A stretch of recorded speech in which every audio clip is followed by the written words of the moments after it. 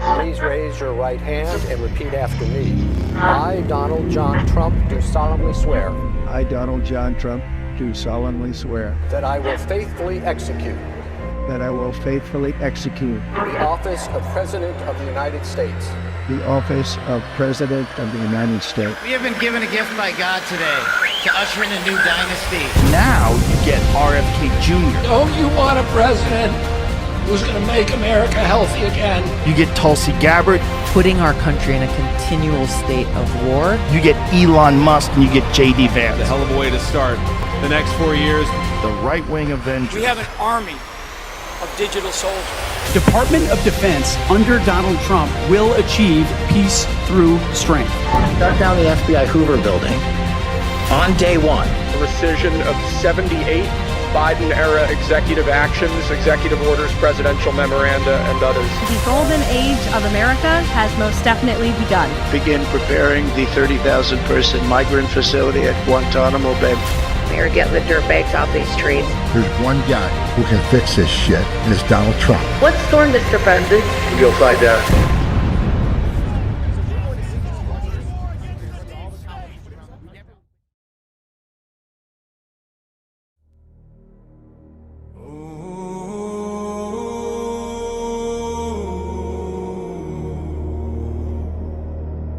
Stand strong.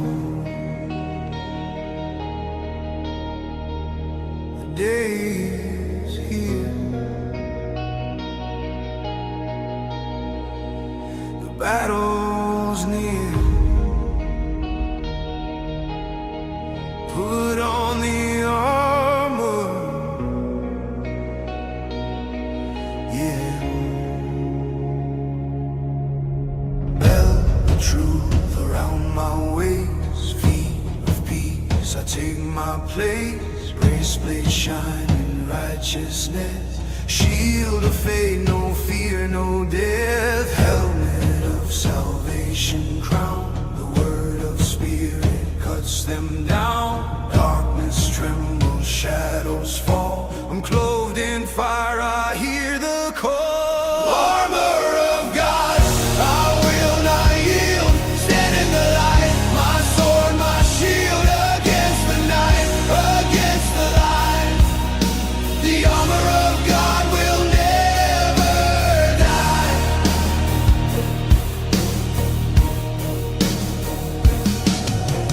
Every scheme and every snare broken by the power of prayer. The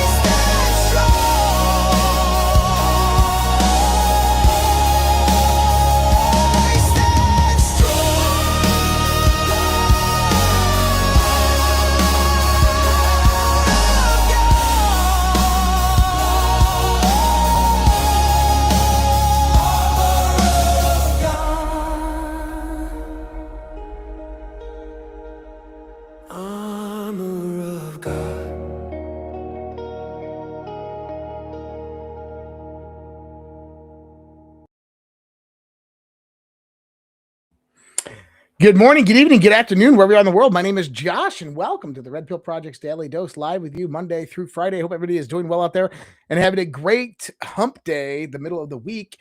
And man, holy shit, a lot going on, a lot to talk about. We missed the show yesterday, yes, but we did DEF CON. I hope you guys were able to tune in to DEF CON 0 and catch me and Alpha. It was a banger of a show, actually. We talked about a lot of different things, although I didn't get to go in the length and extent of really what I wanted to get into. And I think I'm going to be able to get into some of that tonight. Just reminds me, actually, I got to pull up one post so I can actually get into a lot of that. But tomorrow, as a reminder for everybody out there, we will be having a live Q&A right after the show tomorrow. So I hope that you guys can join us. There it is. All right. And tonight, man, we're going to rock and roll on all different cylinders. We're going to talk about what's happening in our country, what's happening in my state right now, what's happening with the Trump administration, what they're doing, and why is it all of a sudden after the New Year's, we're seeing, holy shit, the Trump administration is at full throttle. It's like a switch was just flipped on and all of a sudden the storm is here. And tonight's show, Winter is Coming, is the name of it. And if you are on Rumble, you might notice something different. Rumble rolled out their Rumble wallet today.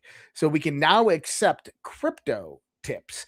And so if you're on Rumble and you go right by the Red Pill Project name underneath the video, you're going to see tips, and there's going to be a QR code to scan, and you can go in there and download the Rumble crypto wallet and go ahead and tip us directly from there, which is really cool of how they're doing that. Way better than the Rumble rants, but we love Rumble rants as well. But just letting you know that there's that option out there. You know, we've seen various different departments of the Trump administration coming out and doing QComs.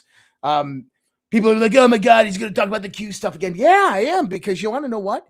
Whether it's a marketing ploy or whether it's real communication, it's happening. And you can choose to ignore it and say that it's all an Israel psyop or whatever. But those who know, those who've been following this, understand that this is very, very real. That in real time, the Trump administration, the president of the United States and his cabinet are communicating with us through social media, through hidden messaging, through a proxy board of communication known as the Q boards. And pretty cool that last night we went over this on DEF CON 0, but I'll bring it up now. This is the Department of Labor. And what they posted yesterday was obviously the Q flag. I love the Q flag. And they posted, "We are going to win America first." But they posted this 11:39 a.m. And so when we go to 11:39, you have it all. We certainly do. And contextual reference frame, you got to absolutely love that. And then I just want to give a shout out to Sherry Bertrand, 4026 on YouTube, a $10 super chat over there. Thank you for inspiring me to be more outspoken. Absolutely. That's the whole point of this. You know, we're going to get into the MAGA wars here in a second because Dan Bongino is returning and he's got a lot to say. And listen, I don't know Bongino. I've never really listened to his show. I'm not a huge I'm not a huge fan of Dan Bongino, but he said some things today and he's right. But I want to make clarification in what he's saying because we like to generalize as Americans. And when we generalize, we tend to, put everybody into the same barrel when someone says something that we disagree with or we don't like, or, someone asking for accountability versus someone completely blackpilling the entire MAGA audience, right? So you had Dan Bongino that came out today, and this is 1 minute and 31 seconds. We'll listen to it. And this is an interview that he did, but let's listen to the interview real quick, 1 minute and 31 seconds, and listen to what Bongino has to say. Endless complaining, then just don't watch the shows. It's okay. Like, this is a constitutional republic. You're not obligated to listen to my show. Justin, what was the line on the air with Jim? It's not a freaking airport, man. You don't have to announce your departure. Like, you get these black pillars. The thing about black pillars, where everything sucks all the time, is they're like, well, we're demanding accountability, but you're not great. So am I. You're endlessly complaining about things you don't know anything about. Like, that's all you do. Like, he'll shut down the border, 10 people across a month. Why wasn't it 0? Okay, well, can you just acknowledge going from 1 million to 10 is a big deal? That way, and there's a cost to that. And the cost you see is in, polling numbers around the midterms. You can't let this negative vibe constantly set in. That doesn't mean healthy debates about policy are not welcome. Hey, I'm not a big tariff guy. I've said that 1,000 times. Debating policies are fine. I think a lot of the so-called damage from the tariffs was dramatically over-exaggerated. Even people who don't like them having to acknowledge that now. The economy's motoring, 4% growth. But the black pill complaining and whining all the time about the administration, it's just like, man, what team are you on? Holy Moses, man. So you don't have to. Okay. I've heard enough of that. So there's a few different things. So number one is I heard someone out there yesterday and they posted this long complaint to Donald Trump and, why are you doing this? And why didn't you do this? And why are you covering up this? And why haven't we learned anything about this? And that type of nonsense. The one thing that we have to understand is that when Donald Trump ran in 2024, you had the convergence of not just MAGA America first, but you had MAHA. And not only MAHA, is you had a lot of the crypto bros come in. Now, a lot of these people are libertarians. They're not Republicans. They're not conservatives. They're libertarians. And so when they view Donald Trump in the context of his promises, they're going to take that at literal face value, but they want things now. People don't understand patience. They don't understand timing and strategy. And a lot of them don't see the bigger picture of what is actually going on. Now, number one, accountability. Now, Dan said, we should all be calling for accountability. Absolutely.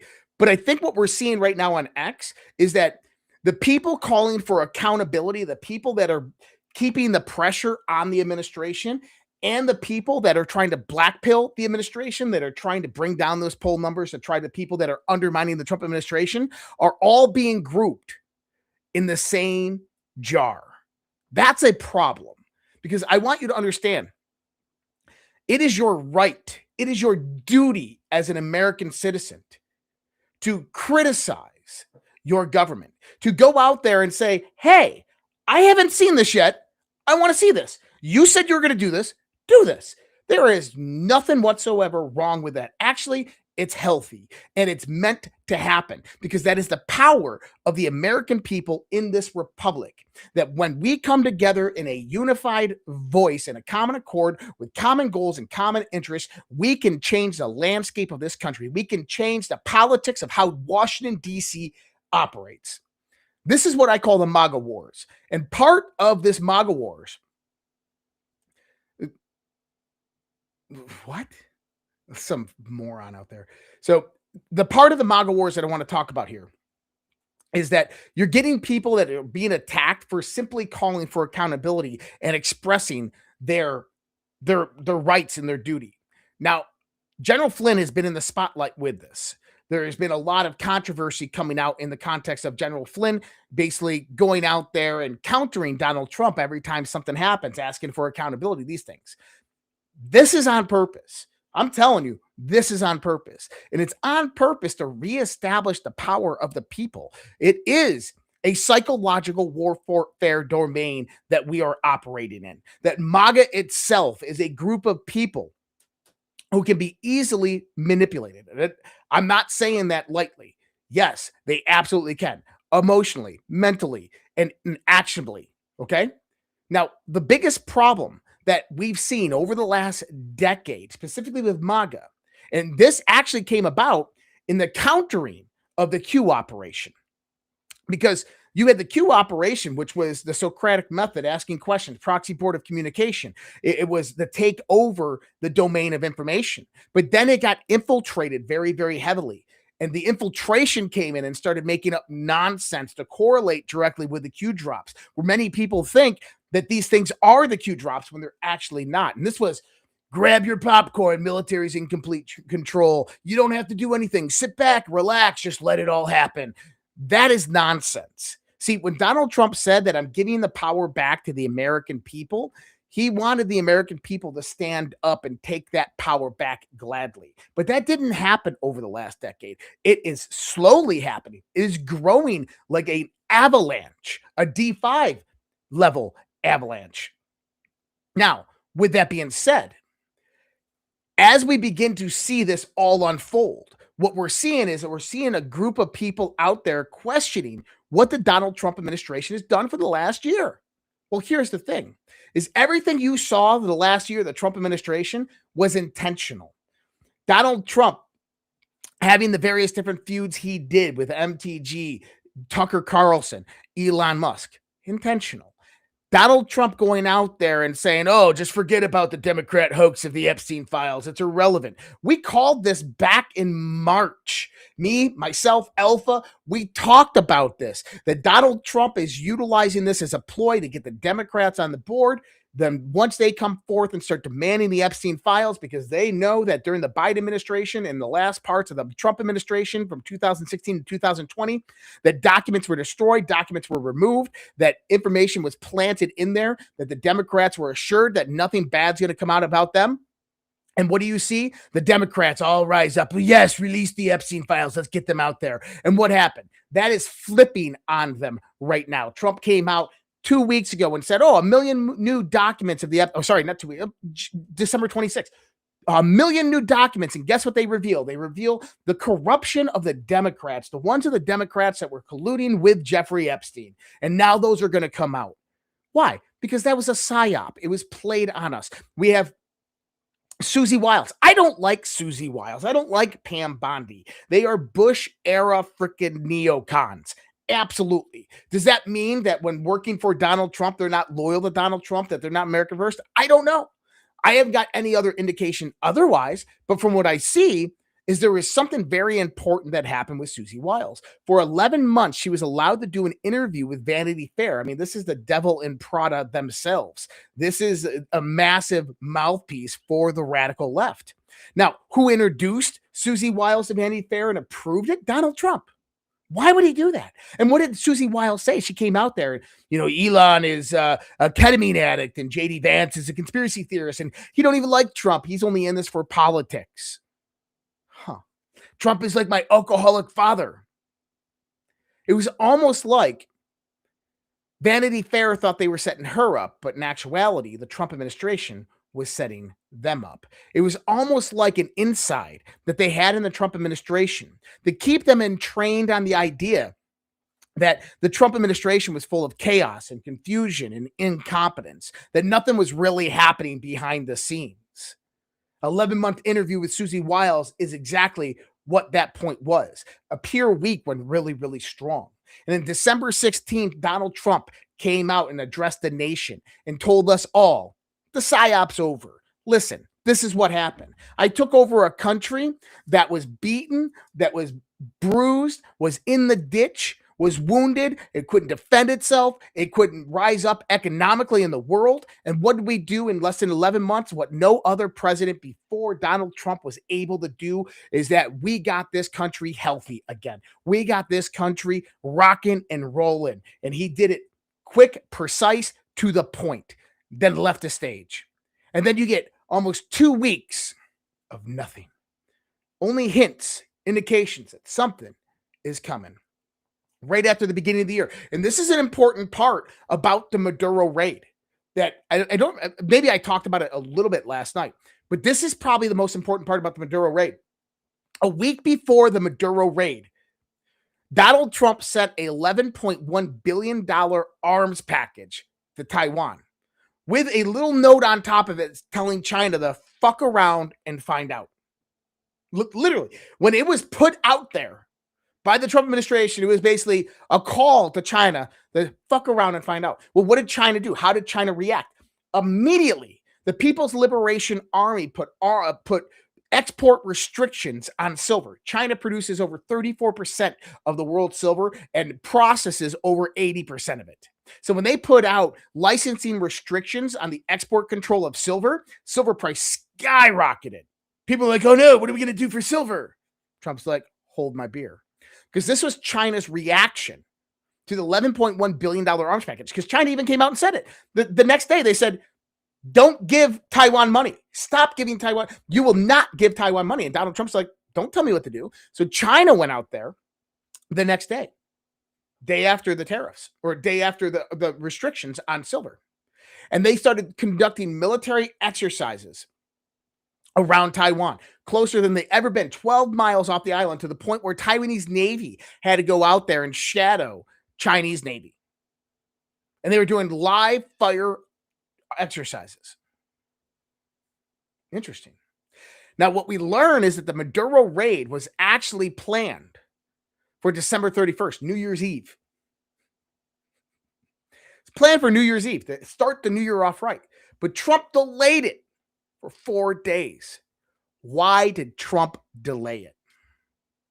Trump delayed it because they got intelligence that a Chinese foreign minister was going to be in Venezuela on January 3rd and 4th, meeting with Maduro both days.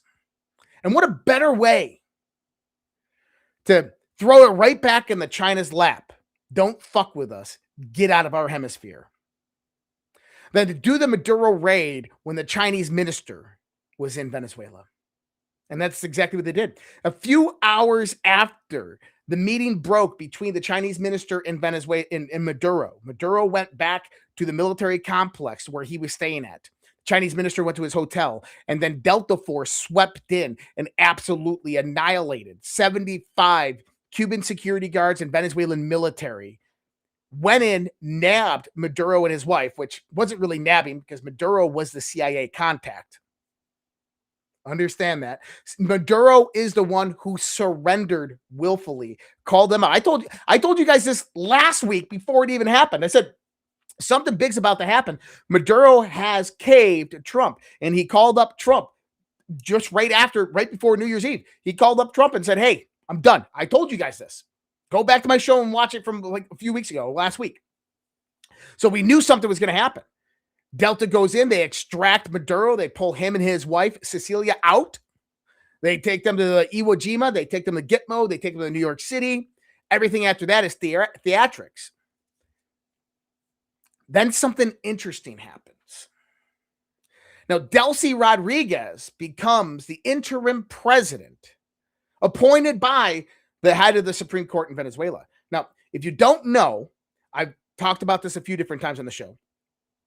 Jorge, her brother, and Delcy, they are the criminal elite in Venezuela. They are the interconnection between the globalists, between all of the transnational organizations, right? Their family controls trillions of dollars of Venezuelan oil. But see, Donald Trump wanted to put them in the position of the presidency, put Delcy in the position of the presidency to apply the leverage. And what leverage did Donald Trump do? Oh, goodness. Just a little birdie whispering to the mainstream media, saying that Delcy Rodriguez was the CIA contact that threw Maduro under the bus. That one sentence right there completely transformed everything in Venezuela. Because now Delcy Rodriguez, whether she was the contact or not, she's compromised. In the public purview, she's compromised. The transnational organizations, British intelligence, whoever's involved in this, they look at her as, oh, we don't know if that's true or not true, but if it's true, she's got to be removed. And now there's a price on her head. So that forces Delcy to go out there and make a deal, because she can either make a deal with the transnational organizations, which will probably kill her and remove her, or she can make a deal with Donald Trump. And the deal with Donald Trump's going to give her security and let her stay in power and let her live. That's some 4D fucking chess right there, guys. That's massive. So going back in, and man, I got over here by the MAGA wars. But listen, what I want you to understand is that Donald Trump's administration has flipped the switch. The first indictment unseal marks the path forward. That's what we just saw with Maduro. We are now about to see the full extent of the storm. So now going back to the MAGA wars. 2025 was a psyop. It was meant to get you riled up. Hey, why aren't I seeing progress? Well, everybody's yelling at you, oh, you're seeing progress. Shut up. There's good things happening. Yes, there's great things happening. And Trump laid the chessboard out for a strategy to completely checkmate the globalists, the deep state, transnational organizations, the money laundering schemes, the dark money channels, the deep state intelligence apparatus. Absolutely. I saw it. We've been reporting on it. But where are the arrests? Well, here's the thing. You can't arrest all of these people until this other part is taken care of. You have to cut off the money channels. You have to cut off the head of the snake. You have to dismantle the infrastructure of their system before you arrest the perpetrators. Because if you just go out and arrest the perpetrators and you leave all the infrastructure in place, they'll just find new people to replace them. So 2025 was one big psyop. One big psyop to do what? Wake up the American people to understand your voice and demand accountability because you weren't seeing it, but you were seeing progress. 2026 started off with accountability, with the first arrest, the first indictment unseal, and the path forward, marker 9. What are we about to see from here on out? Well, everything that we've seen from the Trump administration over the last few days is huge. We're going to get into it. I got 35, 40 tabs open. We're going to get into all of this. Let me go back in the MAGA wars real quick. What I want you to understand is a quote from Thomas Jefferson. He said, "The spirit of resistance to government is so valuable on certain occasions that I wish it to always be kept alive." Your voice is your power. United, we are unstoppable. Never stop demanding accountability from your elected officials, whether it's local, state, or your congressman, your senator, or President Trump. I love President Trump. He's doing a phenomenal job. I want Pam Bondi to bring justice. I want the DOJ to arrest and perp walk Obama, Clinton, Brennan, Clapper, all of them. Will we see it? I do believe we will. But we had to get through various different steps before that happened. But what it's done in the meantime is it's given the power back to the people. The people have found their voice. We talked about this months ago when we said the American people have the voice to cancel Target, Dick's Sporting Goods, Budweiser. Why aren't we doing the same thing in the political circuits? That's what's been trying to be had over the last year. Because in 2026, as all of this stuff begins to happen, we become so critical and important to the mission. And you'll find out why. So, President Trump today on Truth Social, California under Governor Gavin Newsom is more corrupt than Minnesota, if that's possible. The fraud investigation of California has begun. Thank you for your attention to this matter. This is huge. They are looking into the massive misappropriation of federal funds, of federal grant money into California, into Governor Newsom, into everything that was happening there. What else do we also find? That Gavin Newsom himself has been taking money from George Soros. Of course, from George and Alex Soros and the Open Society Foundation. Now, he said that California is more corrupt than Minnesota. So can we see something happening in California like we saw in Minnesota? Because Minnesota has been under a lot of federal scrutiny the last few weeks, specifically with the daycare fraud, the healthcare fraud, and this is pointing directly to Governor Walz. Well, Tom Homan and his team and Kristi Noem, they ramped up ICE into Minnesota over the last few days. Today, an incident occurred. Basically, what happened is there was a group of protesters following ICE in vehicles and on foot. The ICE vehicle got stuck on a patch of ice, and one of the protesters pulled in front. The ICE officers told the protester, "Move, get out of the way, you're blocking the road." That's a traffic infraction. They're not supposed to do that. They approached the vehicle and told the woman to get out of the vehicle. 4 officers surrounding her vehicle. Get out of the vehicle.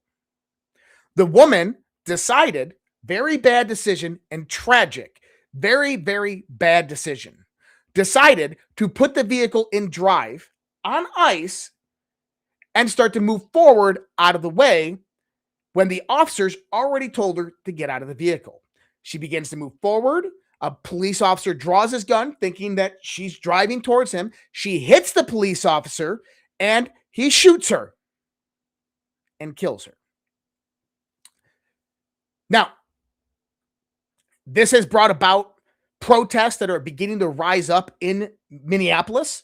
Right now, there's a few thousand people, angry crowds are trying to take over federal buildings and federal courthouses. It's not safe to be on the streets. I was talking to Alpha today. We might actually team up and go out there if this turns into a full-blown riot. I'm ready for it. I was just getting prepped and everything like that, all my stuff. But so if it does break out, we're here. We're going to actually go cover this and check this out. But this is the point that I want you to understand. The radical left have been waiting for some type of kinetic event to occur so that they could rally the troops and get their protests and their riots in order to bring about mass chaos and violence. This is why they provide this massive leftist rhetoric into the masses. Why they do this psychological warfare onto the masses, lie to them. So give you an idea, in the schools today, lots of kids in Minneapolis were going to their teachers, and the teachers were calling the police departments because the kids were scared that ICE was going to attack them or come after them. This type of dangerous, violent speak that's coming out from the left is causing fear within children and people. Here's the idea. When ICE is on the streets and they're conducting door-to-door activities, they know what they're doing. They know who they're looking for. They're going after specific people. They're not just going in there, papers, please. That's actually illegal. But what the left is telling people is something completely different. That this is the Gestapo and they're coming after you and you have to stand up and rise up and fight. Why? Because they're trying to incite some type of violent occurrence. Why? They need that trigger event in order to flood the streets with page agitators, Antifa, to cause the chaos that they need to begin the destabilization process of a color revolution. And guess what? Today in Minneapolis, they got it. So we're going to see how this begins to play out with this destabilizing act that happened today and how the left responds. So massive protests are starting to take place in Minneapolis. Tom Homan, I mean, you don't get any more blunt and direct than Tom Homan. Kind of what he's saying about the ICE flooding into Minneapolis. Listen what he says here. Well, first of all, the operation, I'm extremely happy. And this should come as no surprise to the American people. You and I spoke months ago. I made a promise that we will flood the zone of every sanctuary city in this country as bringing thousands of more agents, 10,000 more agents because of the big, beautiful bill. Why Minneapolis? Why are they being prioritized right now? Because billions of dollars fraud has been uncovered. And what they need to be concerned with, Tim Walz says he's not going anywhere. Well, either am I. Either is President Trump. Either is Pam Bondi. Either is Kristi Noem. So we're there because of the priority census, right? But that show is going on the road. So if the Democrats are having a fit now, you better get counseling, because this is about to get a hell of a lot bigger throughout this nation. That show is going on the road. I actually think Minneapolis is the tip of the iceberg. I think we're going to find a hell of a lot more in Illinois, New York, California.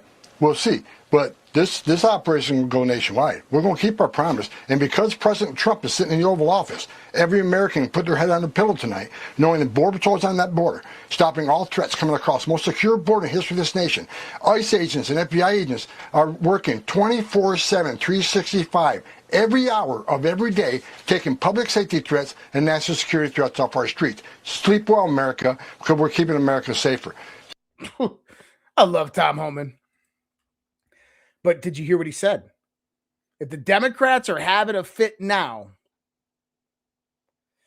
they better go get some counseling, because we're taking this show on the road. This is just the tip of the iceberg. So what do I think is going to happen here? Well, if you look at the image that's correlated with the show tonight, I think that we potentially could see the Insurrection Act actually play a role. I think that if hundreds of thousands of people end up showing up in Minneapolis and begin the riots, I think that you'll immediately see this squashed by National Guard, Marine Quick Reactionary Response Teams, and by the Insurrection Act. Now, one thing I'm going to remind you about is you remember back in October and November of 2025, there was a document that was going around on social media. There was a draft document that I called out as bullshit because it was a draft document. Then the real document actually got leaked. And what it was the Department of Defense calling on the National Guard to ready soldiers for martial law, for quick reactionary force training to be ready by January 1st, 2026. It's all planned. They knew it was going to happen. And now they're ramping it up. So I think that Minneapolis is going to be the first, the tip of the iceberg to where it begins, and it's going to be squashed real fast. Today, Representative Nancy Mace announced we just moved to subpoena Representative Ilham Omar and her brother husband's immigration records from the Oversight Committee. Federal marriage fraud and knowingly entering a marriage to evade immigration laws is a serious felony punishable by prison time, steep fines, denaturalization, and deportation. Marrying a sibling is illegal in every state. We intend to get to the bottom of it. Goodbye, Ilham Omar. President Trump's DOJ just dropped the hammer on Minnesota's Attorney General, Keith Ellison. Go back a week and a half. What was I saying? Why are we all talking about Waltz? Where's Ellison? Ellison's directly involved in all this. Well, he's been caught on tape accepting cash from Somali fraudsters in exchange for votes and campaign donations to keep the taxpayer money flowing. These people were then days later arrested for one of the biggest fraud scandals in the state. The entire Minnesota Democrat machine is collapsing. One giant pay-for-vote scam funneling billions into their corrupt political empire. Now, if you go back a few years ago, there was a woman, I'm forgetting her name now. She was a former lieutenant in the United States Army. She operated in intelligence. She is Muslim, and she's a patriot, Trump supporter through and through. She lives here in Minneapolis. She came on the show, and she explained how this all worked. She said, basically what you got is you have the mosques, which are controlled by imams. The imams have deals with Keith Ellison's kind of surrogates, the intermediaries, NGOs and NPOs, these types. And what they do is they send out their soldiers during election time to collect all the ballots from all the people in the mosque. They pay them $25. They take the ballots, they fill them out, they give them back to them, they make them go hand them in. That's what's been happening in Minneapolis. And that's why the Democrats have kept Minnesota under their control for a very long time. What the beautiful thing about this is, because I hear a lot of talk about the deadlines of the midterms. Guys, listen, it's going to be a freaking red wave in the midterm elections. We are not going to only win, we are going to win so bigly. Right now, what you are seeing is the collapse of the Democrat strongholds. California, New York, Minnesota, Colorado, they are going down. And when they go down and when that money starts to fall away and that the money channels get turned off as more fraud gets uncovered, they're defunded. Donald Trump attacking the insurance companies today, even though the Republicans in Congress passed this today, but still, going after the insurance companies is one of the primary methodologies of how the Democrats have kept money flowing in for a long time. So there's multiple methods, a lot of them illicit. Those channels are being dismantled. With that being said, when was the last time you heard about Democrat campaign financing, about how much money the Democrats have raised over the last 6 to 12 months. You don't hear about it. The reason you're not hearing about it is because it's not happening. And if they're not raising money right now at this point, there is a problem coming in November for the Democrats. Now, I believe that this is a two-punch knockout for the Democrats. It's going to be the midterms, which are going to get absolutely slaughtered by Republicans. We're going to get a supermajority in the Senate and the House and throughout the states. This is going to allow Donald Trump to do something that only maybe happens once every 100 years. That is a constitutional convention, the ability to change the Constitution. Now, what do I think Donald Trump's going to do with that? I think that he's going to implement an amendment that's going to bring about the strategic Bitcoin reserve as well as the sovereign wealth fund. He's going to bring about a digital privacy act to ensure people's digital rights online that are constitutionally protected. Actually, I know this is kind of what he's going to do. But with a supermajority within the House and the Senate, this is huge. Now, what happens to the Democrats? The Democrats will play the blame game. And what will happen is you'll start seeing the Democrat socialist, far, far left organizations begin to take over. This will move into the 2028 presidential elections where they're going to get eviscerated. And after that, the Democrat Party will die off and a vacuum will happen. And by this time, you'll already see the rise of another party that is America first, but more left or libertarian aligned that will begin to fill in that vacuum. But it's controlled opposition. That's my thoughts, because that's what I would do. From a military is the only way standpoint, that's what I would do. Why not?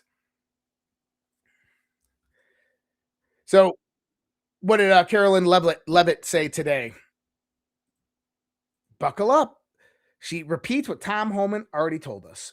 To date, the Department of Justice has charged 98 total defendants in several Medicaid fraud and related case programs. 64 were convicted, and 85 of the 98 charged were of Somali descent. The DOJ has also issued over 1,700 subpoenas, executed over 130 search warrants, and they have now added more attorneys to their office there to absorb the case flow.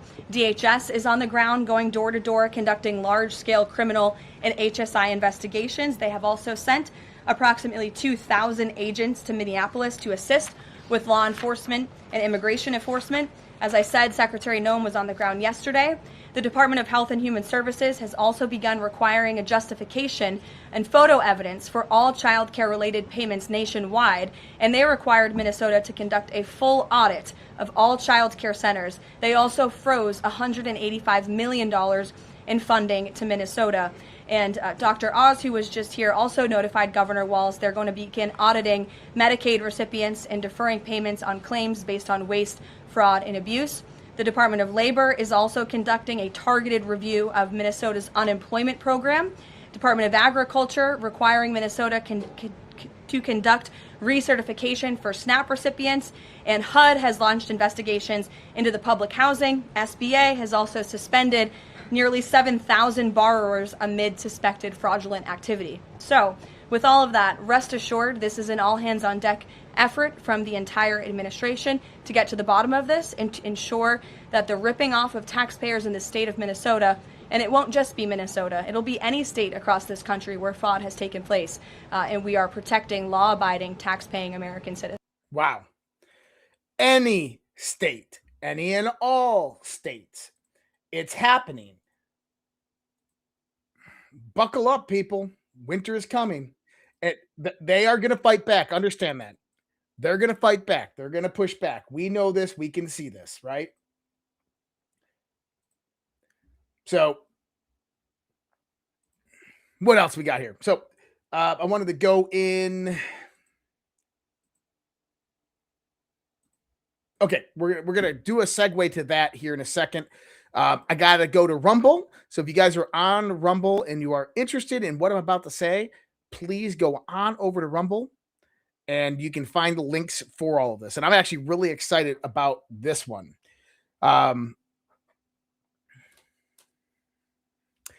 They can cancel your accounts, freeze your cards, decide what you're allowed to buy, say, or support. Big banks and financial institutions have total control, and they use it. That's why financial independence matters more now than ever. Introducing the Rumble Wallet, a wallet built for real freedom. With Rumble Wallet, you can control your money, not a bank, not a government, not a tech company, but digital assets like Tether, Tether Gold, and Bitcoin in one secure place. No permission, no middlemen, no cancel button. And when you want to support the creators you actually believe in, you can use the Rumble Wallet app to directly tip content creators securely, instantly, and without interference. This isn't a credit line they can shut off. It's your wallet permanently. Yours to protect your future. Yours to protect your family. When the system fails, when institutions turn on their own people, financial sovereignty is the difference between security and vulnerability. Rumble Wallet isn't about politics. It's about freedom, ownership, and protecting what's yours. So take control today. Download the Rumble Wallet now and step away from the big banks for good. True ownership, true protection, true financial freedom. And you can find that on the links over on my Rumble page on this show, and you'll see them right under the description of the show, as well as in the live chat. And if you are watching this on Rumble, you can also see the QR code right there. So one of the things that I've heard over the last week or so, especially after what we're watching unfold in Iran right now with a color revolution, Operation Gladio, if you want to look at it like that, and what happened in Venezuela. Number one, when you go to Iran, I said this was going to, I literally did a whole 2 months covering Iran and Israel. I went on Clayton and Natalie's show Redacted and talked about how Israel and Trump are working together to form a color revolution in Iran to overthrow the mullahs and Khomeini. I said, I don't know how long it's going to take, but I think that Israel jumped the gun, but this is going to happen. It's happening right now. That the green light has been given. When Netanyahu went and visited Donald Trump about a week ago at Mar-a-Lago, that was the green light. That was the go. And now we're seeing the color revolution rise up in Iran. Same time, we take out Venezuela. And there's a strategic reason why Iran and Venezuela and why we're taking, Russian flag tankers out of the sea. We'll get into some of that. But there was a lot of social influencers, a lot of conservative influencers like, this was wrong. Like, where's the moral and ethical boundary? Like, you don't go in there and do regime changes. Well, yes, you do. You absolutely do. This is called unrestricted warfare. Okay? What that means is there is no rules, and everything is a weapon at your disposal. And if you don't do it, your fucking enemy will. You are fighting for survivability right now in the world. Right now, there are 3 big freaking lions or wolves all gathered in a cave. It's dark. They know they're there, and they're all circling around waiting to attack. You have to ensure that you survive. Infantry Dort posted this yesterday, and it is spot on. Number one thing I will say, and I know that this is going to hurt some people, and I understand, okay? I have feelings too. I understand.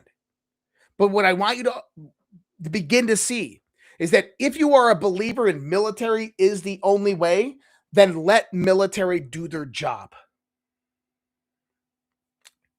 There's a peculiar class of modern Westerners who believe history has been permanently retired. They speak of conquest the way a child speaks of wolves, simply confident it no longer applies, offended that you would even mention it, and deeply upset when reminded that teeth still exist. They insist the world runs on rules now and that borders are sacred. Also, that true power has been replaced by paperwork. This belief is not moral in the least. It's fucking archaeological. They live inside institutions built by violence, defended by men they no longer understand, and guaranteed by forces they refuse to acknowledge. Like tourists wandering a fortress, they admire the stonework while mocking the idea of a siege. They confuse order with nature every single time. They blame the person that reminds them of this. Civilization is not the default state of humanity. It is an achievement that is temporary, fragile, and expensive. It exists only where force once cleared the ground and still quietly patrols the perimeter. A lion does not debate the ethics of hunger. Neither does a starving empire. History is not a morality play. It is a pressure test. When pressure arises, abstractions collapse first. Laws follow power. They do not precede it. Property exists only where someone can prevent it from being taken. Sovereignty is not declared, it is enforced. The modern West outsourced this enforcement, then forgot the invoice existed. So when someone points out uncomfortable realities, whether about Greenland, Venezuela, Iran, or the broader balance of power, they respond with ritual incantations. You can't do that. That's wrong. That's against the rules. You violated the Geneva Convention. As if the rules themselves are armed. As if history paused because we asked nicely. This is how empires fall, not from invasion alone, but from conceptual rot, from mistaking a long season of safety for a permanent condition, from believing lethality is immoral instead of foundational. Every civilization that forgot how violence works eventually relearned it the hard way. The conquerors did not arrive because they were monsters. They arrived because their victims could no longer imagine their existence. The tragedy is not that power still exists. The tragedy is that so many have forgotten that it does. I don't know who needs to hear this, but civilization is a garden grown on top a graveyard. Ignore the soil and someone else will plant something far less gentle. Hate me for being the messenger and asking the hard questions about conquest if you want. You're just wasting my time. That's from Infantry Dort. INFANTRYDORT on X, and I highly recommend you go give him a follow. It's true. It's the one thing that we fail to remember within modern civilization is that civilization isn't a guarantee, it's a privilege. And that privilege comes about on the backs of men who conduct violence. Comes about under the heels of those who would give the ultimate sacrifice for the protection of your liberty, the sanctitude of your Constitution. When you hear that 20 members of Delta Force flew in under the color of darkness, well, Apache helicopters laid ground fire and took out air support, and they land on top of a building and kill 75 people. Nab a president of a foreign country who's a wanted man, extract him without losing a single soldier, without losing a single piece of military equipment. That's the country I want to be a part of. That's the America I remember. That's the America I love. Those are the people that are willing to sacrifice their life, lay down everything that they exist for your freedom. And here's the thing. They're highly proficient at one thing, at killing. And it's that violence that has allowed this country to survive 250 years. It is that level of violence that has secured your rights, your freedoms, your ability to say, I think that's illegal. War doesn't give a fuck about feelings. War is war. It's horrible. It's evil. It's violent. It's grotesque. It's supposed to be. But if it wasn't for men and women who went to war, we wouldn't have a country. We wouldn't have a pot to piss in. We would be speaking Chinese right now. That's America first. In a change of events for Donald Trump. I love this. That's right. Our Constitution can't defend itself against enemies, foreign or domestic. You're right. That's right, Gary Stout. It's the people. So we talked about Delcy Rodriguez, of how they threw her under the bus. They said, oh, she was our CIA asset. Yeah, Delcy. That's the one that threw Maduro under the bus. And yeah, because Delcy was the one who's communicate with us. Now she's on the enemies list, which means that she flipped over the Trump. And what do we see? We see the president of Colombia come out there and start saying some harsh words. We're going to take up arms against President Donald Trump. Well, Trump said it was a great honor to speak with President of Colombia, Gustavo Petro, who called to explain the situation of drugs and other disagreements that we have had. I appreciated his call and tone and look forward to meeting him in the near future. Arrangements are being made between Secretary of State Marco Rubio and the Foreign Minister of Colombia. The meeting will take place in the White House in Washington, D.C. See, what you just saw there was President of Colombia, Petro, acquiescing, capitulating to Donald Trump. Why? Because he most likely got a phone call from Delcy Rodriguez stating, they're going to kill us. We better align with Donald Trump. Yeah. See, those nations over there, they are nothing more than vassal states. They are proxy states controlled by transnational criminal organizations, whether it's Cuban intelligence that's running the show, or it's British intelligence, or Chinese intelligence, or just the globalist infrastructure. They're controlled, and they're controlled for a reason. But what you just saw was the liberation of Venezuela, the liberation of that was a sign right there of President Petro. That's a liberation of Colombia. They basically just told the globalists or whomever controlled them, we're aligning with President Trump. We're not going to fight this because we're not going to win.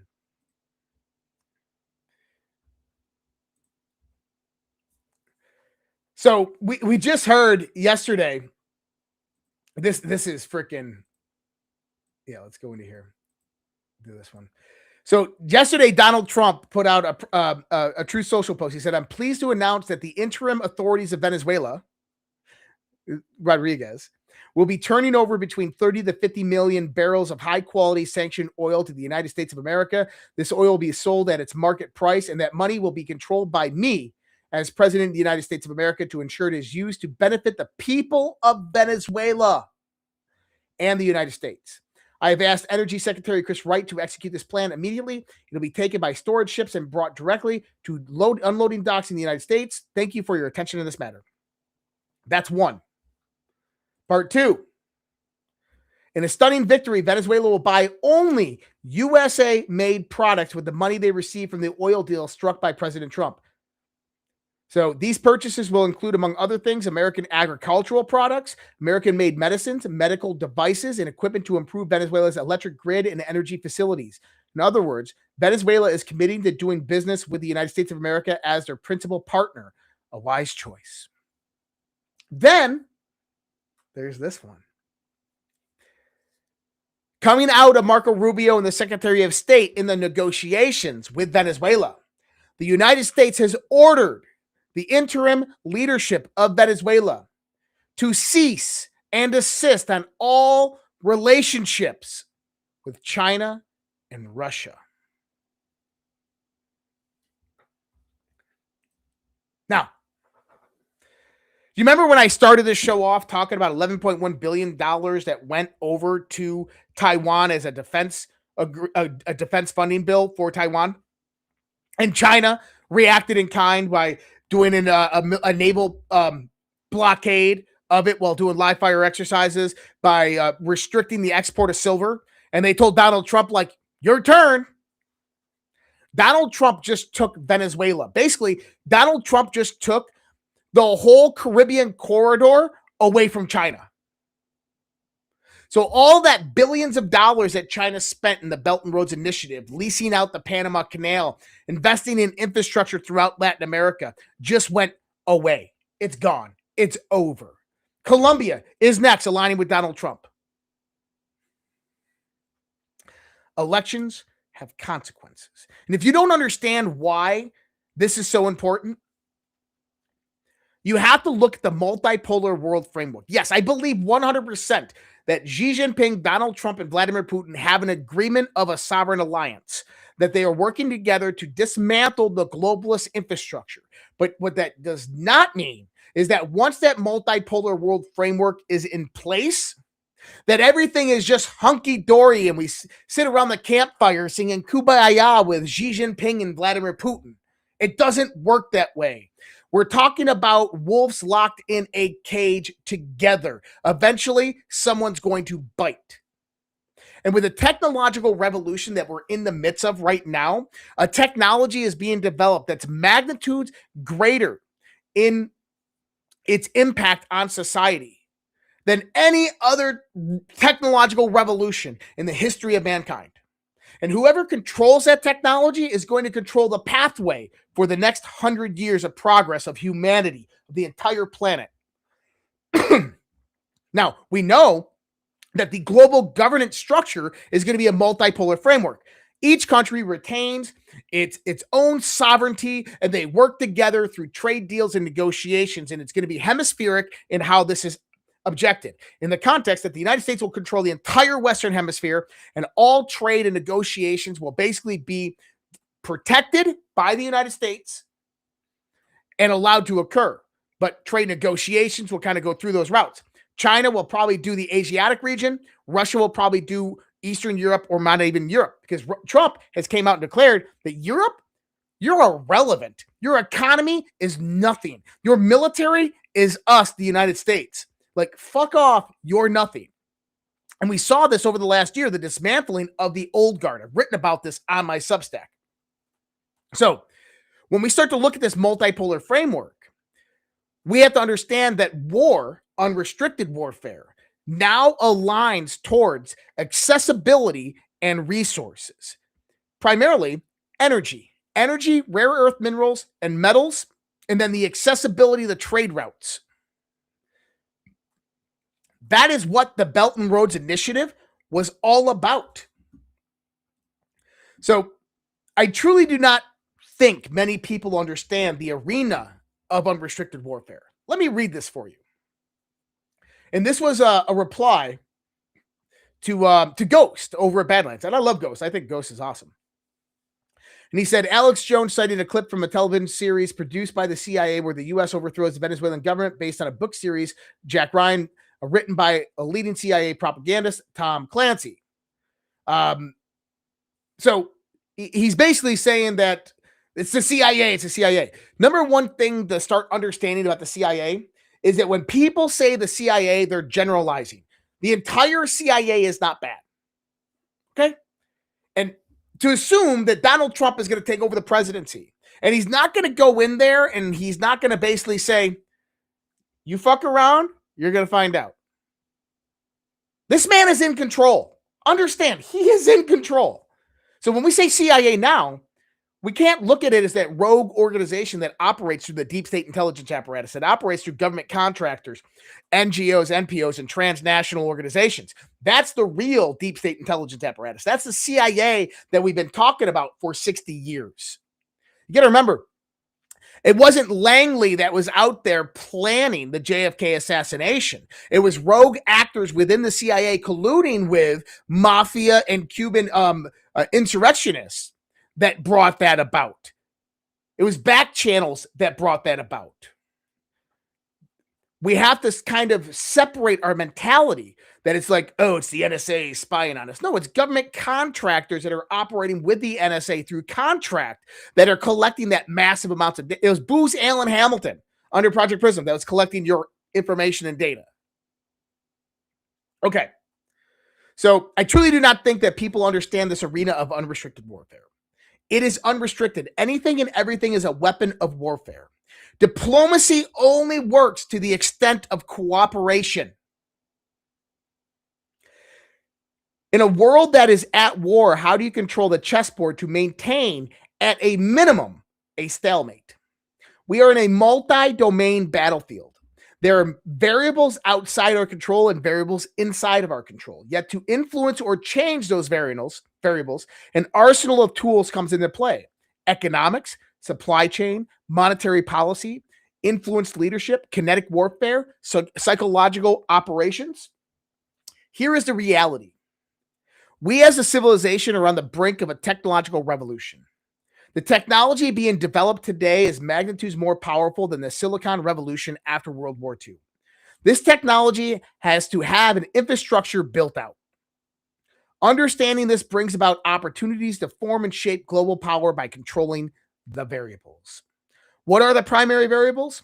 Energy, raw materials like rare earth, minerals, and metals, domain management, air, land, sea, space, cyber, computational power, data, accessibility to those domains, trade routes, maritime trade channels, proximity to vulnerabilities, as in how close are our adversaries getting to our trade routes, to our channels, and to our country. There are many more variables, but these give a general idea.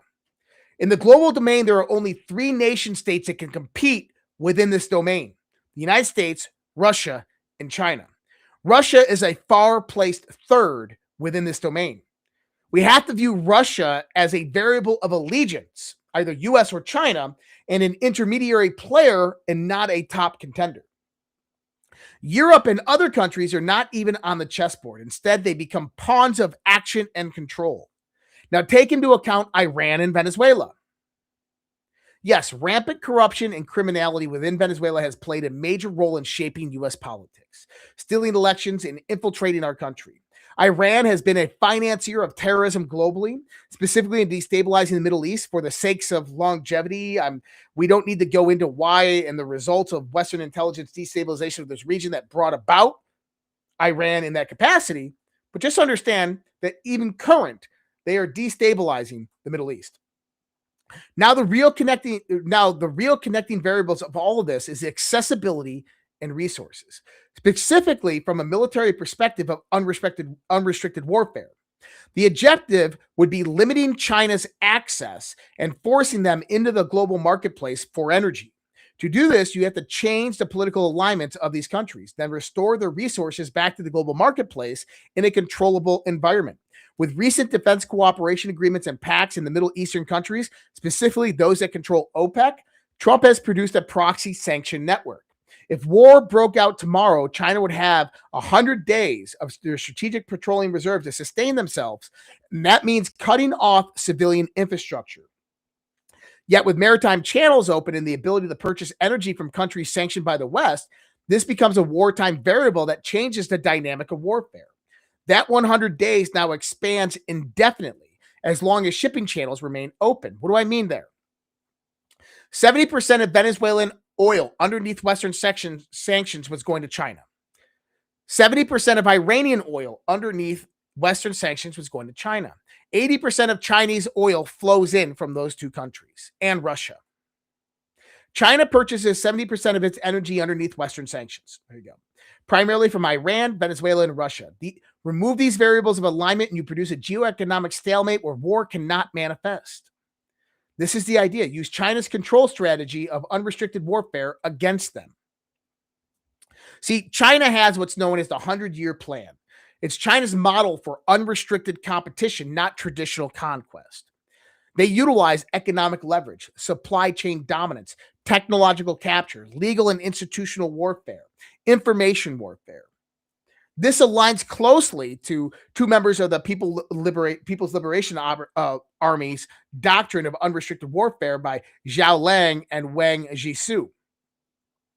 The goal is to make military conflict unnecessary or unwinnable for the opponent. Trump has flipped the script. When it said military was the only way, this is the idea.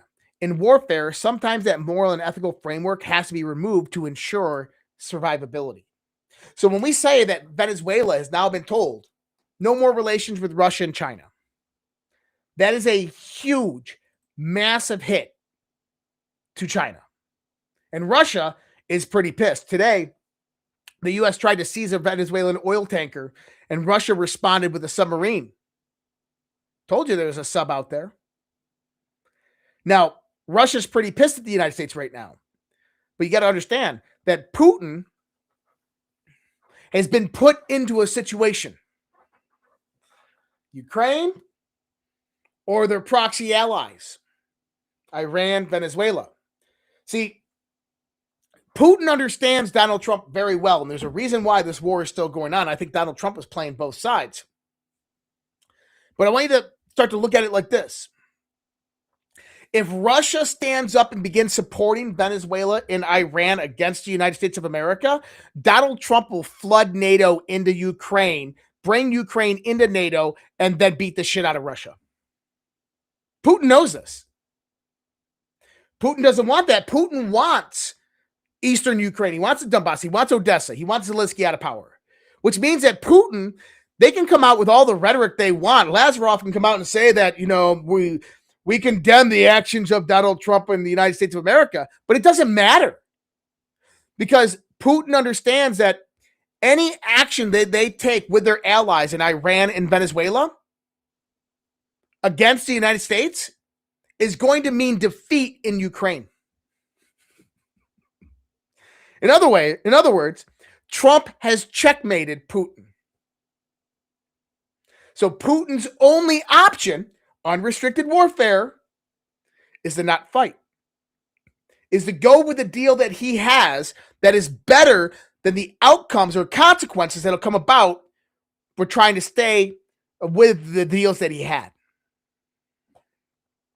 That is a master chess player. And you don't think nothing's happening, guys. They're not doing anything. Like, why are we not seeing anything? Today, President Trump announced that the U.S. is leaving 66 anti-American, useless, and wasteful international organizations of the United Nations. I fucking love it. I love it. Let's listen to Rubio real quick. This is the first step to total ejection from the United Nations. No, you're wrong in your question. Number one, Venezuela is a major source. And the reason why is the following. And I've seen a lot of this reporting, and it's fake reporting, and I'll tell you why. It says that somehow Venezuela is not involved in the drug trade because the UN says they're not involved in the drug. I don't care what the UN says. The UN doesn't know what they're talking about. Maduro is indicted by a grand jury in the Southern District of New York. That means the Southern District of New York presented the evidence to a grand jury, and a grand jury indicted him. And then a superseding indictment came out that was unsealed about a year and a half ago that specifically detailed Maduro's actions. So number one, let there be no doubt, Nicolas Maduro is an indicted drug trafficker in the United States, and he's a fugitive of American. So Marco Rubio, with his attitude there towards the United Nations, I don't care what the United Nations says. And today, the Trump administration left 66 organizations. Now, what does that also mean when the United States leaves those organizations? They defund them. The United States is no longer paying for those organizations. So I just saw the pinned message on Rumble. If you're paying attention, if you're on Rumble, I want to go here and look real quick. On Rumble, we're sitting at 414 likes. If we can get to 1,000 likes on Rumble, 1,000 likes, while this show is still live, we have Mega Nuke out there that will gift 50 subscriptions to Rumble. Can we do it? Let's see if we can do it, guys. That'd be awesome. Appreciate you, Mega Nuke. Thank you so much for that. And I think that there was some Rumble rants that did come in, so let me go back real quick and check these before they disappear. LM Evans gifted 5 subscriptions to the Repill Project. Thank you so much, LM Evans. Appreciate you. And guys, don't go anywhere. There's much more of the show left. I got half of my tabs still open, so we're going to go a little bit longer tonight. Remember, we didn't have a show last night. I'm just going through the chat real quick to see if there's more Rumble rants. We got Lynn Knapp. Lynn Knapp L 1966 $10 Rumble rant. Hey, Josh, Elizabeth April just did a remote view on the situation. It's a doozy. And they sent the link. Oh, appreciate it. Thank you so much, Lynn App. I will check that out. Thanks, guys. And I know that there's another one right here.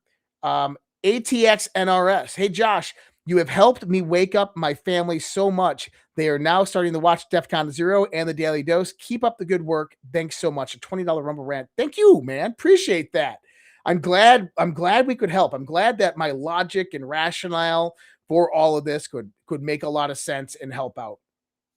And thanks to the small show for rating the stream. Appreciate you, brother. Thank you so much. And looking here, World War III. So General Michael Flynn with CIA operative Jack Posobiec.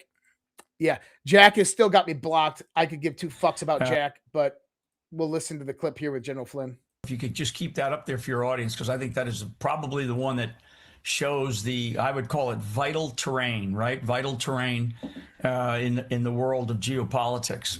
Those straits through those operational water lanes there, the waterways are very critical. So, one thing quickly is that Russia is not Venezuela. Russia is a nuclear-armed powerhouse, that is not going to allow itself to be, quote unquote, pushed around like we're able to do with Venezuela, because Venezuela is a much smaller and much less capable nation. Russia, I understand elements of the Duma, which is essentially their Congress, have already come out with very strong statements in support of military responses by Russia.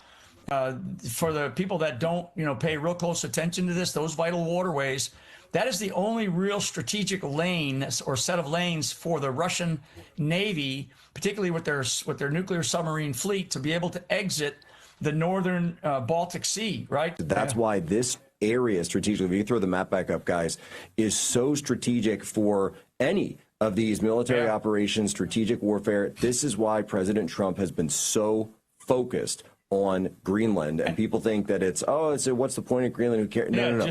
Go and look at the map and you'll see. It's a national security concern. And this is what Trump is going to do. They're going to go out there and they're going to make a purchase agreement with Venezuela or with Greenland. They're going to denounce their Denmark. Denmark's not going to do shit. Europe ain't going to do shit. And Trump's going to control Greenland. We're going to get all those resources and we're going to get access to the Arctic, which, by the way, we don't have. And Canada doesn't seem to want to give it up. But I bet you within a decade, Canada will absolutely be giving up those northern territories to the United States of America. And we'll probably go put a military base over there. Uncle Buck, $5 Rumble Rat. Great show, Josh. Thank you so much, Uncle Buck. I appreciate that. I love the name, by the way. Uncle Buck. All right. We're going to get into Greenland a little bit and get into a few other things. I want to refresh this guy. I got to do another one of these guys real quick on Rumble so we can keep our premium status.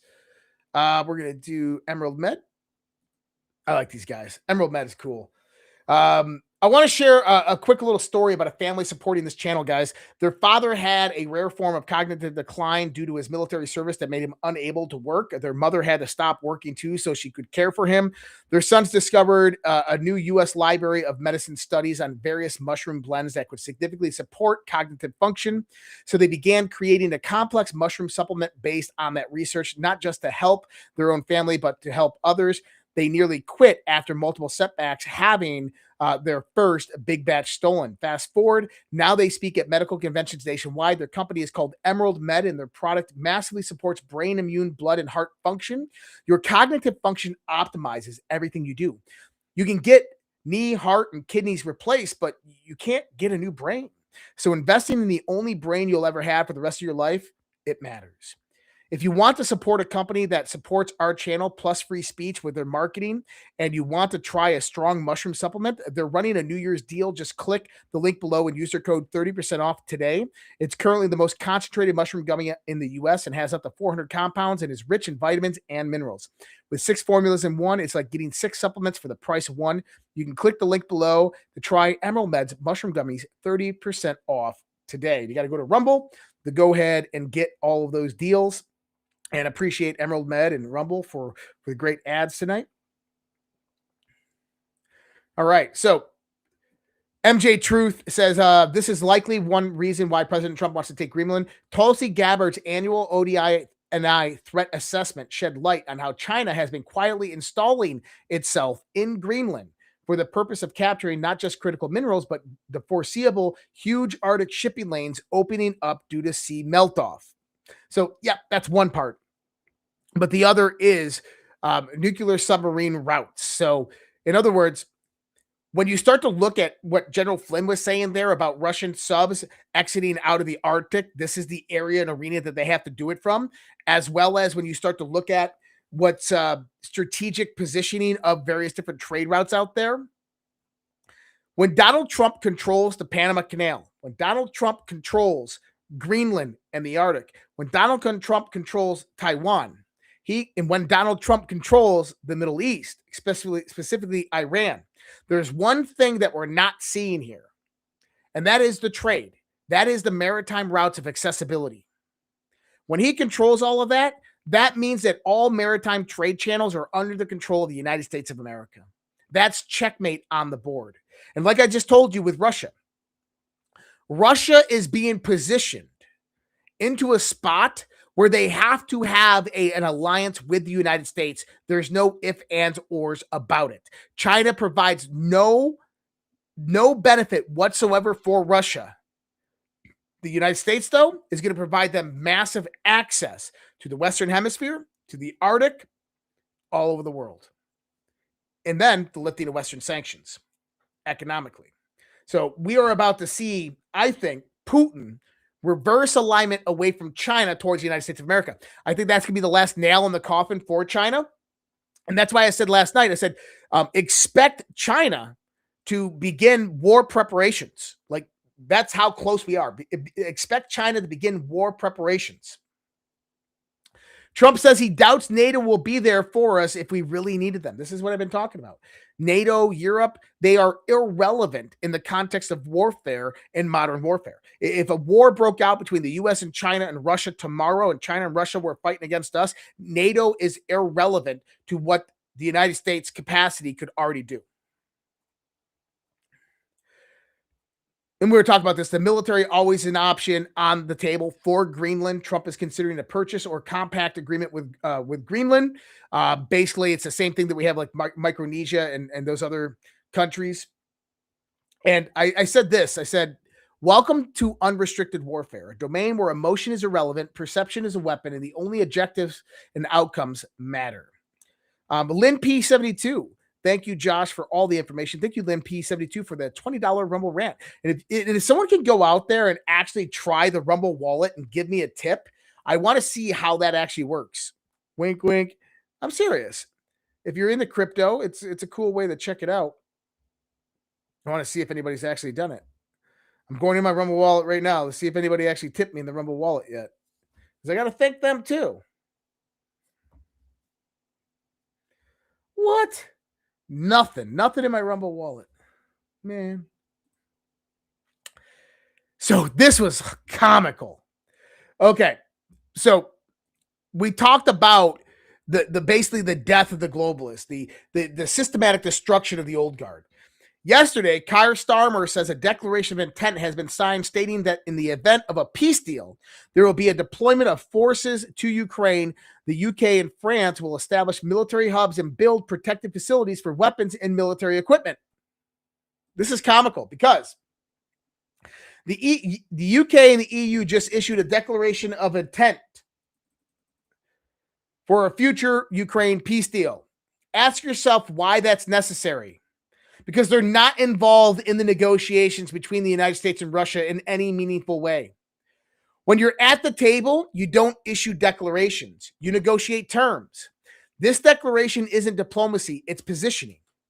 It's the UK and the EU signaling, please don't cut a deal without us. We need a role so we can preserve our interests in Ukraine. They fear a U.S.-Russia bilateral framework because it sidelines Europe, weakens their leverage, and leaves them paying the bill for a settlement they didn't shape.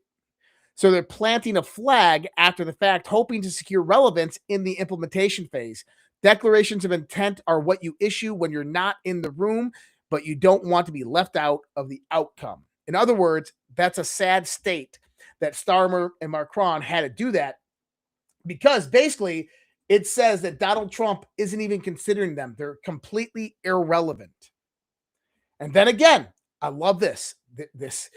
Another boom from the Trump administration. Today, Donald Trump put this one out. Huge. This is something that we have talked about for years on this show. And if you remember on this show, I said what we need is a constitutional amendment to where only Americans and American citizens can buy American property and land and houses. For a very long time, buying and owning a home was considered a pinnacle of the American dream. It was a reward for working hard and doing the right thing. But now, because of the record high inflation caused by Joe Biden and the Democrats in Congress, that American dream is increasingly out of reach for far too many people, especially younger Americans. It is for that reason and much more that I am immediately taking steps to ban large institutional investors from buying more single-family homes, and I'll be calling on Congress to codify it. People live in homes, not corporations. I'll discuss this topic, including furthering housing and affordability proposals and more at my speech in Davos in 2 weeks. Davos in 2 weeks, people. He is going to speak at the World Economic Forum. It's going to be great. So, at the same time all this is happening, in the streets of Iran have turned into a battlefield. Clashes have erupted in the Kalash neighborhood, Iran's fourth largest city. 27 total cities right now are taking in the Iranian protests. This is a full-fledged color revolution right now. Iran, the mullahs are shitting their pants. Now, don't think for 1 minute that this is not being supported and sponsored by Western intelligence, because this is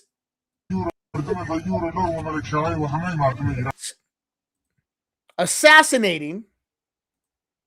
So this is the assassination of Mohammed Haqabhat, the commander of the police station in Iran, Iran. And graphic advisory right here. He did. And if you want to think that that's just protesters who are angry at Iran, you're wrong. That's a Mossad operation, people. Okay? So right now you have Iran's preemptive panic. The nationwide uprising, it has hit its 10th day, while sheer volume of protests saw a slight tactical dip compared to the weekend. At least 43 protests in 24 hours leading up to Tuesday afternoon, a slight uptick from the 37 recorded the prior day. In a move that reeks for desperation, the newly established Defense Council, born out of the 12-day war of Israel last August, issued its first official statement on January 6th from Iran. The council condemned the intensifying threatening language from the West and warned that it would take unspecified preemptive measures to counter any U.S. or Israel attempts to exploit the protest. By declaring that tangible signs of threat are now enough to trigger a strike, the regime is effectively admitting that its traditional deterrence is dead. In other words, it doesn't matter if this was organic or not. The West is going full bore color revolution in Iran. And you're going to see the fall of Iran, probably the fall of the mullahs, Khomeini. I would say, I'm going to give you a date. I'm writing the date down right now. January 31st. By January 31st, Israel will be striking Iran. United States will be engaged in Iran, and you will see the fall of the mullahs.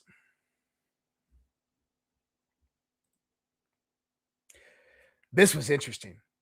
Trump calls for the largest U.S. military budget ever. Check this out. After long and difficult negotiations with senators, congressmen, and secretaries and other political representatives, I have determined that for the good of our country, especially in these very troubled and dangerous times, our military budget for the year 2027 should not be $1 trillion, but rather $1.5 trillion. Why didn't he just do $1.7 trillion? This will allow us to build the dream military that we have long been entitled to, and more importantly, that will keep us safe and secure regardless of foe. If we weren't for the tremendous number of being produced by terrorists from the other countries, many of which in the past have ripped off the United States at levels never seen before, I would say at the $1 trillion mark. But because of tariffs and the tremendous income that they bring, amounts being generated that would have amounts that would have been unthinkable in the past, especially when you're going to Sleepy Joe, the worst president in history of our country. We were able to easily hit the $1.5 trillion number while at the same time producing an unparalleled military force and having the ability to, at the same time, pay down debt and likewise pay a substantial dividend to moderate income patriots within our country. That's all going to have a bigger role to play down the road. But what's really startling is what Elon Musk is now saying. And this is one of the reasons why you're seeing the increase of military spending. So you're going to see a Golden Dome. You're going to see new Navy ships, new aircraft, the X-47s coming out. But you're about to see an AI boom in the military. Now, you heard that the West Wing is under construction at the White House. Very, very true. The West Wing is under construction in the White House.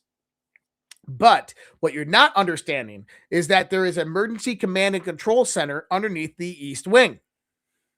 And that Trump isn't just renovating the East Wing, he's actually renovating the command and control center underneath the East Wing, which is classified. And what they're putting in there, from what I hear, is a data center, a power micronuclear reactor and data center. But Elon Musk just kind of broke the internet with this, and not many people are talking about it. He said, we have entered the singularity, talking about artificial intelligence. As in, within the next 5 to 10 years, by 2035, we will have a singularity event in artificial intelligence. That's what this is all about. It's controlling that technology and having the capacity and the framework to implement it correctly in the world. And that if China controls it, we don't exist. If Russia controls it, I don't see how they ever could. China would overthrow them. See, China's an animal, guys. And with any animal, like any animal out there, you have to put them in their cage, especially if they're rabid, I think. 183 likes on YouTube. Thanks, guys. 458 watching. Our YouTube community is growing again. You know, back in the olden days, when I was on YouTube and YouTube only, I used to have 15,000 people watching me live on YouTube. Did you know that? 15,000 people watching me live on YouTube.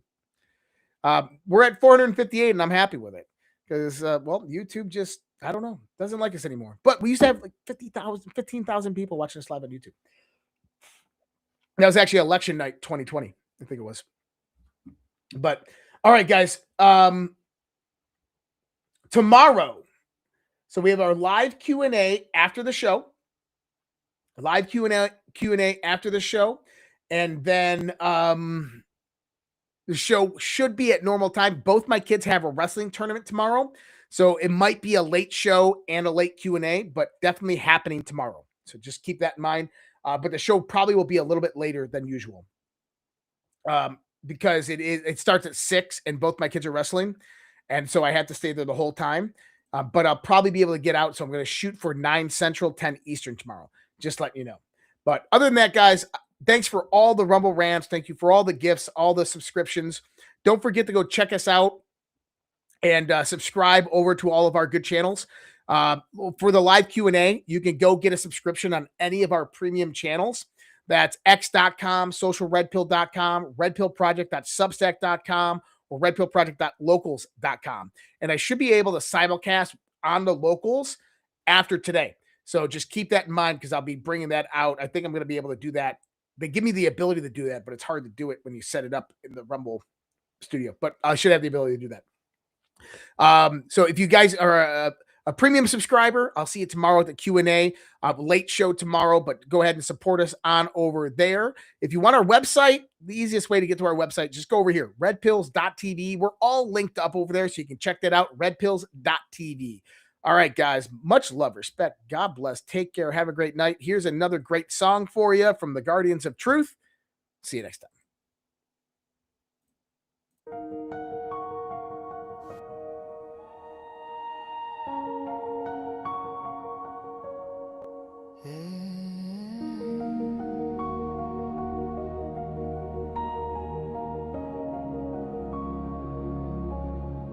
There was a time when our children stood tall and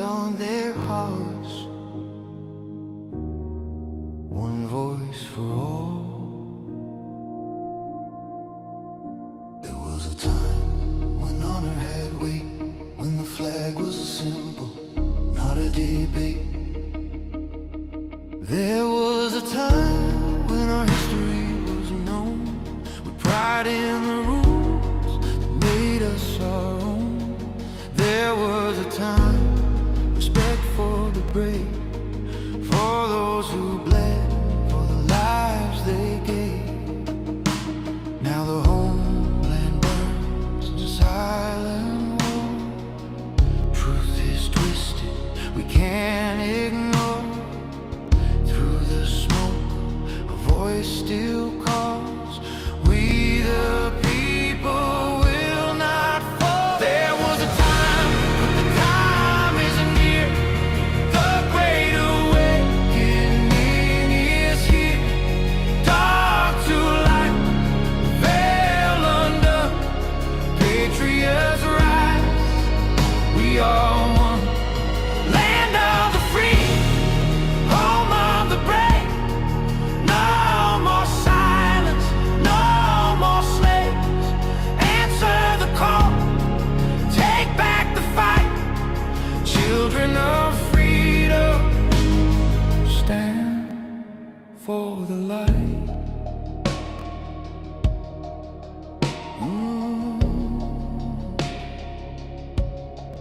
There was a time when truth was clear, when the media served, not ruled by fear.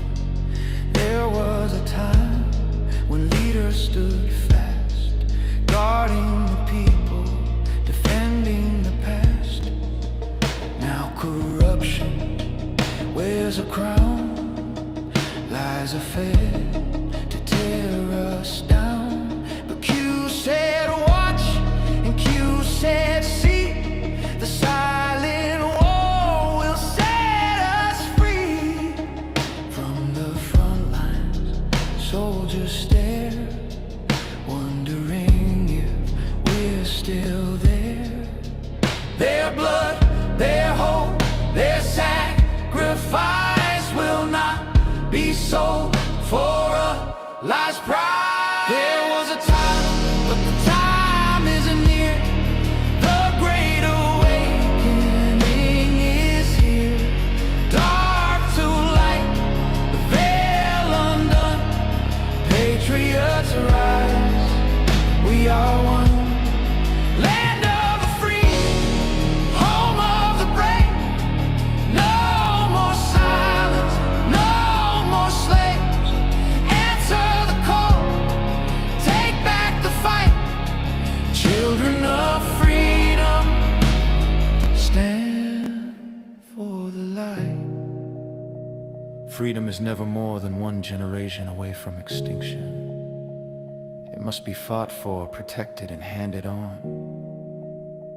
Or we will spend our sunset years telling our children what it was once like in the United States where men were free.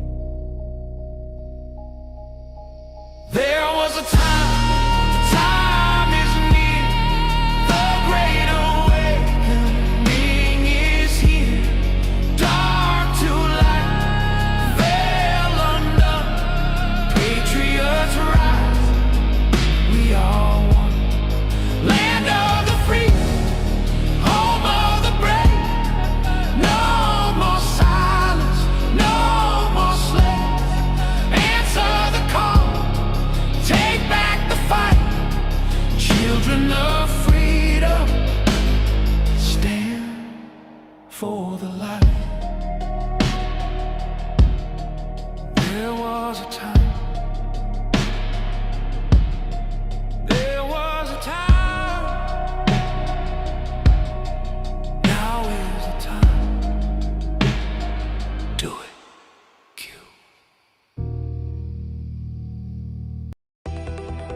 I don't have to tell you things are bad. Everybody knows things are bad. The air is unfit to breathe, and our food is unfit to eat. I don't know what to do about the depression and the inflation. I want you to get mad. I have come here to chew bubblegum and kick ass. And I'm all out of bubblegum. People should not be afraid of their governments. Governments should be afraid of their people. The more you fuck around, the more you're going to find out. These people are still a part of that system, and that makes them our enemy. We accept the reality of the world with which we're presented.